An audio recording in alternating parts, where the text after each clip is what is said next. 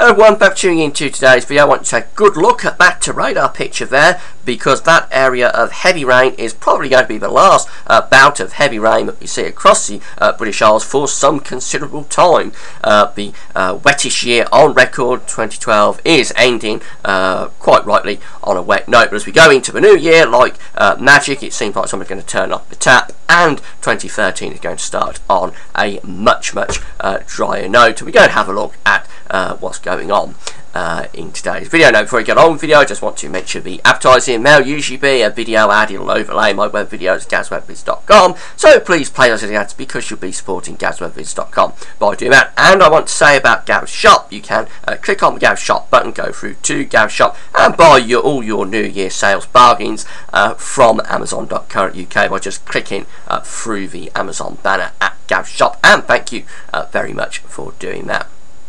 So as I say, this is the last bout of heavy rain that we've got coming across the British Isles for some considerable time. This is going to be giving many of us a wet New Year's Eve, particularly across England and Wales. There'll be some heavy rain moving in through the course of the day. Could be some more localised flooding across some parts of the west and the southwest, and generally it's going to be a very unpleasant sort of New Year's Day. Now eventually this rain will clear out away, but it could just about hang on across East England and South Eastern England for the time Big Ben chimes at midnight. It could still just about be raining in the far southeast, but eventually this rain is going to clear away. And once it goes, we're looking at a much drier spell of weather with high pressure coming along. So what you're looking at here is the precipitation anomaly from the GFS model for the next week, Monday the 31st of December to Monday the 7th of January. And notice how much red we've got across the country. Red and orange indicates drier than average weather, and this is already factoring in, this is even factoring in the heavy rain that we've got today across the country. So beyond today, yes, we really are looking at a much drier spell of weather with these reds and orange colours indicating precipitation anomalies well below average, between around 25 to 50% of the average. So a much drier spell coming up. GFS temperature and precipitation anomalies show this very well. Here's the rainfall spike for today, indicating heavy rain across the country, but it's the last one. Notice how much dry weather then we get beyond this period as all the precipitation spikes start to disappear. Just a few spikes there around the 3rd of January. That's as we bring in a warm front across the country. That's going to be quite a weak feature, just bringing dampness really. And then we are looking at a very dry spell coming up beyond that as we go right out towards the middle of January. Actually, there's very little in way of precipitation spikes. I suspect by the time we get through to the middle of January, we may be starting to bring more precipitation in, but that could be more of a wintry nature perhaps.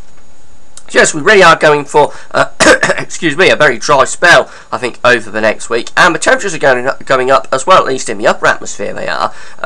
These temperature lines here indicating the temperatures. The red line is where we should be, the seasonal average, so we're going well above average from around the 3rd of January in association with that warm front. The temperatures are shooting up, and they stay pretty warm then for the rest of the first week of January to about the 8th, and then we start to get some of these temperature lines beginning to slip back again. These are just some members of the ensemble beginning to bring some colder weather in for the 2nd week of January, and beyond that we get more of these members of the ensemble going cold in towards the middle of January, so that by actually the 14th onwards we start to see the ensemble mean, which is the white line here, trending a little bit below average. So a warm first half of January but it does look as though we're going to find much colder weather coming along later on in the month.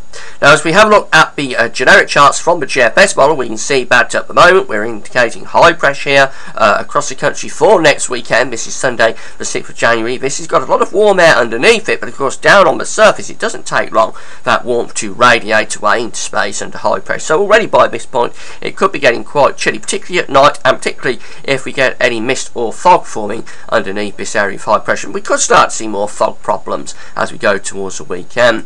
Now watch what the GFS model then does with this as we move beyond this to the 8th of January. We're developing a proper ridge of high pressure covering just about all of Europe. Notice it's beginning to try and push up towards Scandinavia as well, and the low pressures in the Atlantic showing signs of being blocked now by this vast area of high pressure, this wall of high pressure really that's developing throughout the continent. So going beyond that further to Thursday the 10th of January, this is 10 days away.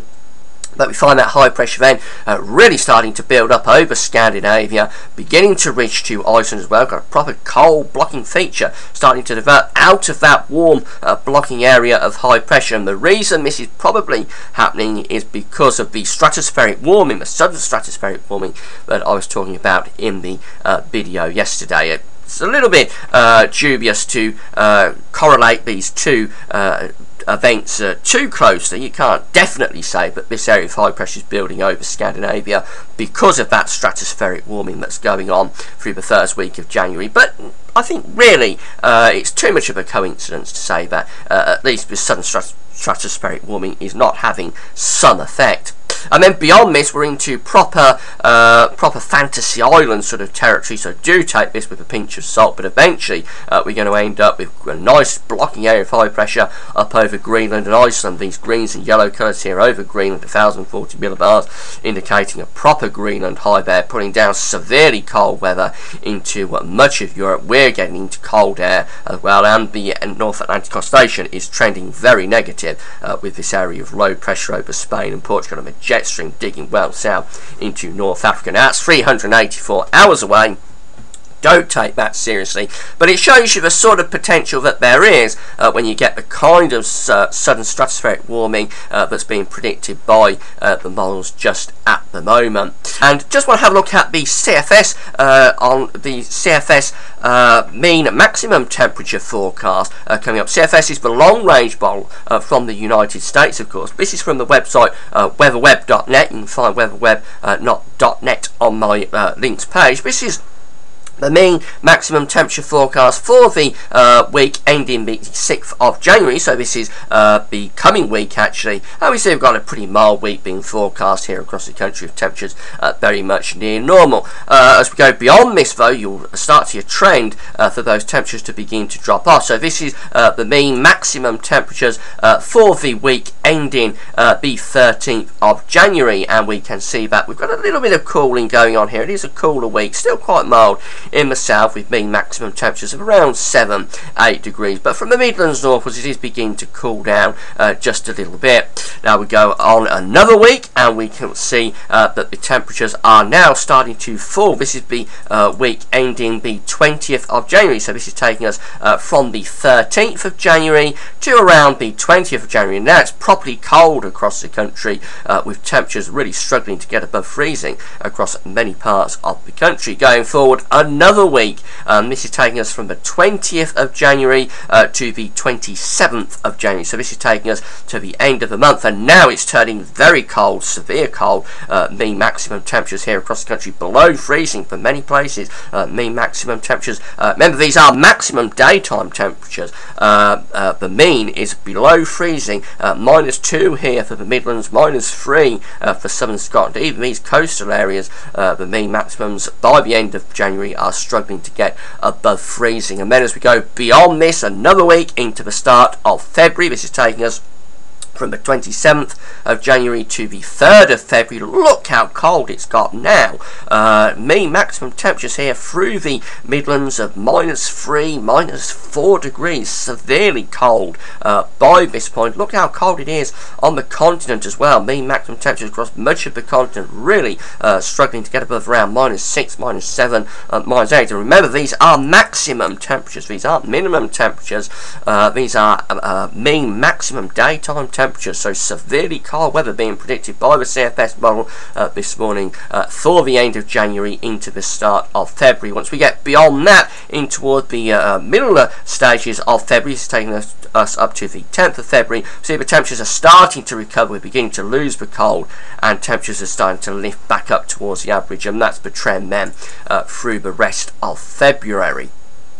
But that just goes to show you the sort of potential there is when you get the kind of sudden stratospheric warming in the middle of winter that we're beginning to see models predicting for the coming week. It looks like it's going to be around the 4th, 5th, 6th of January that we get that warming through the stratosphere that can propagate down into the troposphere, and depending where the block sets up, you then start to bleed the cold air out of the pole in towards the mid-latitude. The trick with this is to get the propagation. You've got to get the propagation from the stratosphere down into the troposphere, and then you've got to set the block up in the right place. It is possible in the northern hemisphere that the whole of the northern hemisphere could get blocked, but us in the UK, we could just find ourselves stuck under a warm trough or a warm ridge that doesn't get into that block properly, and we stay on the mild side of the blocking. So it's never a done deal in the British Isles. It doesn't matter whether you get a stratospheric warming, where you get all the cards coming together. It's never a done deal